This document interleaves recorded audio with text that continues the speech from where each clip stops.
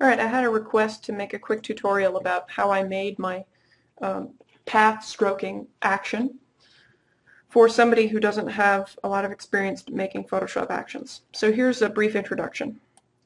In Photoshop, you're going to want to have the Actions palette open, and you're probably going to want to have the Layers and Paths palette group open as well. You can have Paths as a tab, or you can tear it off and have it as its own palette. You can pretty much mix and match these things in Photoshop CS4 and higher. So how do you make a path? How do you make an action? What's an action for? An action is very useful if you have something that involves multiple commands that you want to happen in a sequence every single time. It's like a macro if you've ever used those in MS Word. So how do you make a new action? You go to the Actions palette, and just like how this icon in the Layers palette makes a new layer, this icon in the Actions palette creates a new action. So I'm going to make a new action. I'm going to pretend that I don't already have this action. I have it already in my art folder, but I'm going to call it Stroke Path. It's going to go in the folder I already have.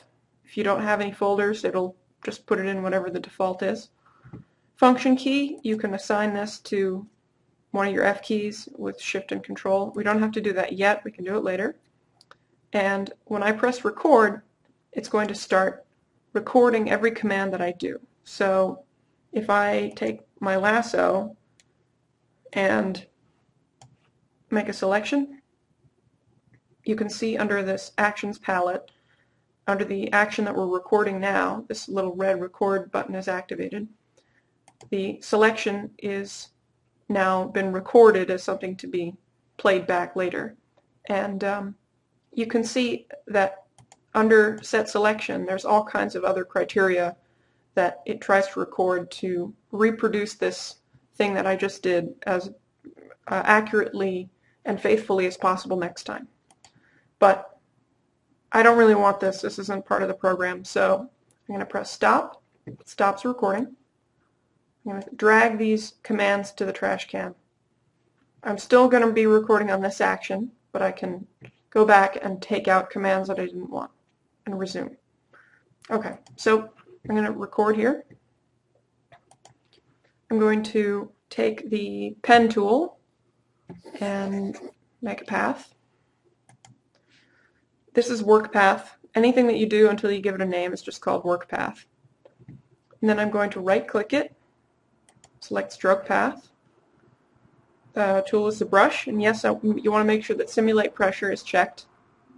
Press OK, and this gave me the nice thick and thin line that I wanted.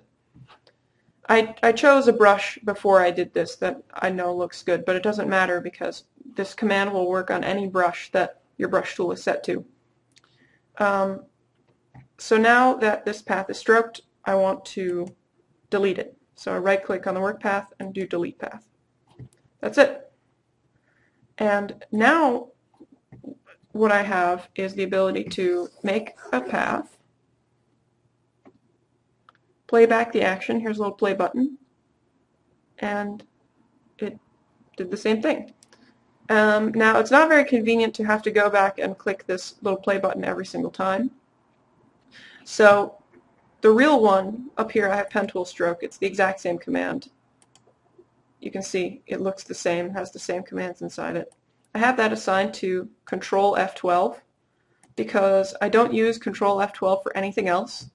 And then when I'm in my inking mode, when I feel like inking, I assign the forwardmost switch on my stylus to Control F12, and then I can just, every time I make a stroke, I press the button and it fills it in.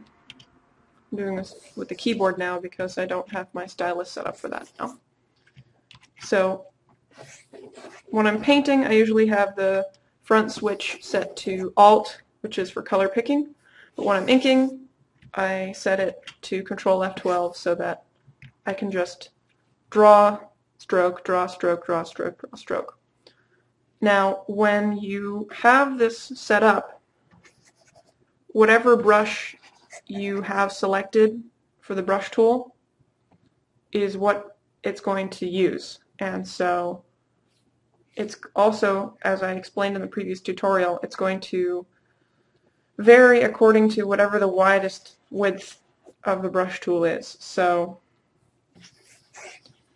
if you want to increase the maximum width that it's going to stroke, you can make the brush bigger. I want it that big. So here's the brush that I'm using now. It's 250 pixels wide. It's really big.